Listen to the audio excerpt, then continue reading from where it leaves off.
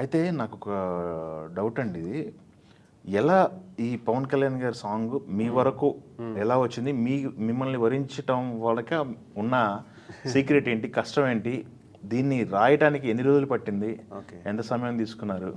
ఈ సినిమా క్రిష్ గారి దగ్గర నుంచి జ్యోతికృష్ణ గారు టేకప్ చేశారు. అవును. అప్పుడు నేను జ్యోతికృష్ణ గారికి ఆయన అంతకుముందు చేసిన సినిమా రూల్స్ రంజన్లో సమ్మోహనుడు అనే ఒక పెద్ద హిట్ సాంగ్ రాశాను. అది చాండింగ్ సాంగ్ బాగా చాలా వైరల్ అయింది అప్పుడు. రీల్స్ మొత్తం ఎక్కడ చూసినా ఆ పాట బాగా ట్రెండ్ అయింది. అవును.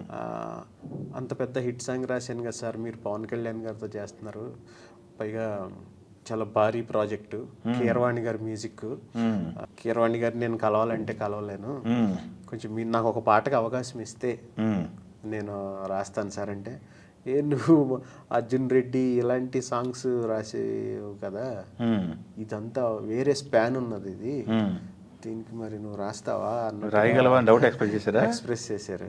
లేదండి నేను రాస్తానండి అన్న.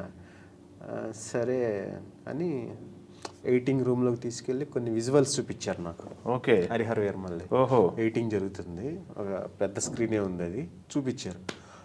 నేను ఆ విజువల్స్ చూసి స్టన్ అయ్యా. చూసి వెంటనే సార్ నేను ఒక్క పాట అన్నా రాస్తాను సార్, ప్లీజ్ సార్ అన్న. అవునా సరే. అంటే హీరో ధర్మం కోసం పోరాడే క్యారెక్టర్.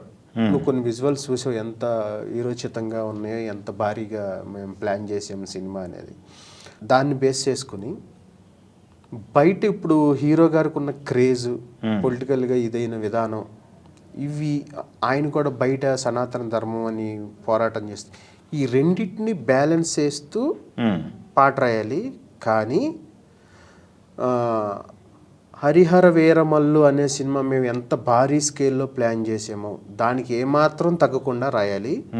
ఇంకొక కండిషన్ ఏంటంటే దీనికి కీరవాణి గారి మ్యూజిక్ కాబట్టి ఇలాంటి నేపథ్యం ఉన్న సినిమా ఆయన చేస్తుంటే బాహుబలి, RRRతో కంపేర్ చేస్తారు అందరూ. అది కూడా దృష్టిలో పెట్టుకుని నువ్వు పాట రాయాలి. ఇది నీకు మామూలు టాస్క్ కాదు, మామూలు ఛాలెంజ్ కాదు, మరి నువ్వేం చేస్తావో చెయ్యి అన్నారు. అంతే తప్ప పాట ఇలా ఉండాలి, పల్లవి ఎలా ఉండాలి, చరణం ఎలా ఉండాలి, కాన్సెప్ట్ ఎలా ఉండాలని ఆయన ఏం చెప్పలేదు అసలు. ఓకే. ఏ సిచ్యువేషన్లో వస్తుంది కనీసం చెప్పారా? ఇది యాక్షన్ ఎపిసోడ్స్, యుద్ధం అదంతా వచ్చినప్పుడు ఒక బ్యాక్గ్రౌండ్ సాంగ్ లాగా వస్తుంది. ఒక కీలకమైన చాలా పెద్ద మంచి భారీ యాక్షన్ ఎపిసోడ్ ఉంటుంది. అప్పుడు దానికి రెడీ అయ్యి వెళ్ళే టైంలో స్టార్ట్ అవుతుంది ఈ పాట. అది ఒక రేంజ్లో పిక్చరైజ్ చేశారు వాళ్ళు. కనీసం ఒక 50-60 రోజులు పిక్చరైజ్ చేశారు ఒక్క యాక్షన్ సీక్వెన్స్. అంత కష్టపడ్డారు పవన్ కళ్యాణ్ గారు. దానికి ముందుగానే ఆయన రిహార్సల్స్ చేసుకుని, అప్పుడు మనకి కొన్ని వీడియోస్ వదిలేరు, ఆ రిహార్సల్స్ అవన్నీ చేసి క్రిష్ గారు ఉన్నప్పుడు అవి, తర్వాత జ్యోతి గారు కొన్ని, ఈ మొత్తం ఆ ఎపిసోడ్స్ అవన్నీ నాకు చూపించారు విజువల్గా. ఇంకా నువ్వు ప్లాన్ చేసుకో, దీన్ని ఎలా రాస్తావో ఏంటో అన్నారు. నేను ఒక 3-4 డేస్లో అది చేశా. ఎలాగంటే ఒక వర్షన్స్ పెట్టినాయా? నెంబర్ ఆఫ్ వర్షన్సా లేకపోతే? నెంబర్ ఆఫ్ వర్షన్స్ కాదండి, నెంబర్ ఆఫ్ స్టాంజెస్. అంటే స్టార్టింగ్ స్లోగా ఇలా ఉండాలి, తర్వాత కొంచెం రౌద్రంగా ఉండాలి, తర్వాత ఒక హై మూమెంట్ ఉండాలి. పాటికి ఎండింగ్కి వెళ్ళేపాటికి అది అసలు ఇక బేభత్సంగా ఉండాలనేది పెట్టుకున్నా నేను మైండ్లో. అందుకని పాట స్టార్ట్ అయ్యేటప్పుడు వజ్రదేహాయ రౌద్రరాధేయ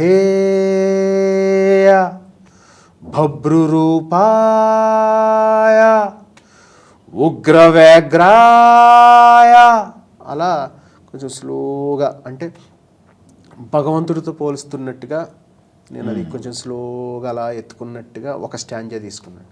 తర్వాత మెయిన్ పాటలోకి వెళ్ళి, అంటే హీరో యాక్షన్ సీక్వెన్స్లోకి వెళ్ళినప్పుడు కొంచెం అంటే ఒక శివుడి తాండవం లాగా ఉంటే బాగుంటుంది అని కొంచెం నాకు ఎందుకో మైండ్లో వచ్చింది అది.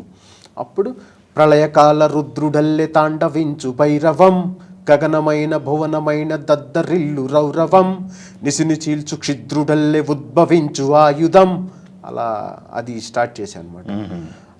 దాని తర్వాత ఒక హై మూమెంట్ ఎక్కడన్నా ఉంటే బాగుంటుంది అంటే అలా ఎత్తుకున్నాము. తర్వాత ఇలా స్టార్ట్ చేసాము పల్లవి.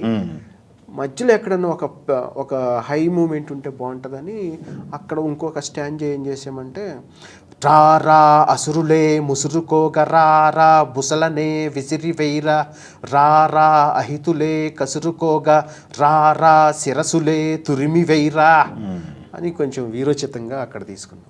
సూపర్. దాని తర్వాత ఎండింగ్ పోర్షన్ ఉంటుంది ఒకటి, ఇక అది పీక్స్ అనమాట. అక్కడ చెప్పాలి అది హీరో ఎలివేషన్ కోసం అక్కడ ఆ జరిగే సన్నివేశాన్ని బట్టి ఆ ఫైట్ సీక్వెన్స్ని బట్టి అంటే చాలా ఉధృతంగా పోరాడుతూ ఉంటే హీరో అతనికి మనం ఎలా బ్యాక్గ్రౌండ్లో నుంచి సపోర్ట్ చేయాలన్నప్పుడు ఆడు పొగరు విడని మదగజం అదిరి బెదిరే ముజ్జగం పదును గున్న అంకుశం గురిని గెలుచు అంబకం భరతమాత నుదుటి రాత మార్చు ధీమసం అని జమ్మని లేస్తుంది అండి మాట. కొంచెం ఈ 4 వెర్షన్లో తీసుకుని వెళ్ళాను ఆయన దగ్గరికి. ఆయన జ్యోతి గారు ఏమన్నారంటే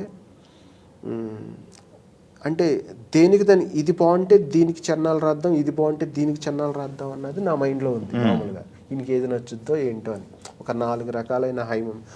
ఆయన తెలుగుగా ఏం చేశారంటే ఈ 4టిని కలిపి ఒక వెర్షన్ చేయన్నారు. అది చాలా సూపర్ అయిందండి. ఆ 4టిని కలిపి ఒక వెర్షన్లా చేస్తే స్లోగా ఎత్తుకుంది పల్లవి, హై మూమెంట్, పీక్స్, అలా పాట ఇలా స్టార్ట్ అయ్యి అలా వెళ్ళిపోయింది. అందుకే మన వాళ్ళు ఇప్పుడు వినేటప్పుడు అలా వెళ్ళిపోగానే ఇది లాస్ట్లో ఎండింగ్లో బాగుందని చెప్పి మళ్ళీ వచ్చి మళ్ళీ పెట్టుకుని మళ్ళీ చూస్తున్నారు. అలా చాలా విన్న వాళ్ళే మళ్ళీ వినటం బాగా హిట్ అయింది.